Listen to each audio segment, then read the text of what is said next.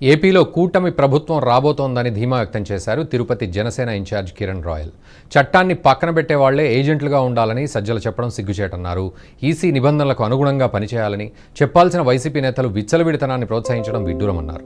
Betting పేరుతో మరోసారి మోసం చేయాలని చూస్తున్నారని, మంత్రి రోజా నగర నియోజకవర్గంలో గెలుస్తానని బెట్టింగ్ కట్టగలదా అంటూ ప్రశ్నించారు. జగన్ మరోసారి సీఎంగా ప్రమాణం చేస్తే రాజకీయాలను వదిలేసి తిరుపతి వెళ్లి స్వాగతం పలుకుతానని, జగన్ మరోసారి సీఎం కావడం కలలో కూడా జరగదని విమర్శించారు కిరణ్ రాయల్. మా ప్రభుత్వం మీరు ఓటమి భయంతో కేవలం వైఎస్ఆర్ కాంగ్రెస్ పార్టీకి ఓటేసిన కార్యకర్తల్ని మోసం చేస్తున్నారు. మీరు ఇప్పుడు వాళ్ళకు మీరు ఆస్తులు కాజేస్తున్నారు. బెట్టింగ్ రూపంలో ఇది ఒక స్కామ్ చేస్తున్నారు. దీనికి ఉదాహరణ సజ్జల రామకృష్ణారెడ్డి కానివ్వండి, ఇంకా కొంతమంది నాయకులు మాట్లాడుతున్న స్కామ్ ఇది. వాళ్ళు ట్రాప్ చేస్తున్నారు. ఓటమి భయంతో కౌంటింగ్కి మనుషులు కూడా రారని, మనం గెలుస్తున్నామని చెప్పి పిచ్చి మాటలు మాట్లాడతారు.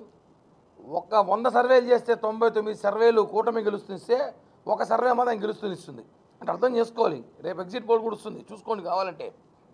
ఖచ్చితంగా ఓడిపోతున్నాం.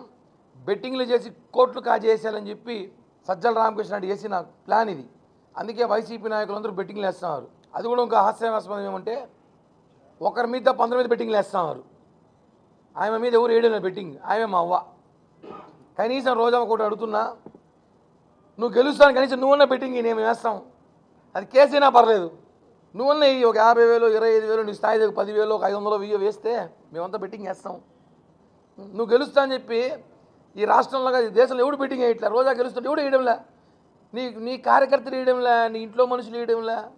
కాబట్టి అనే పరిస్థితి రాష్ట్రంలో ఉంది.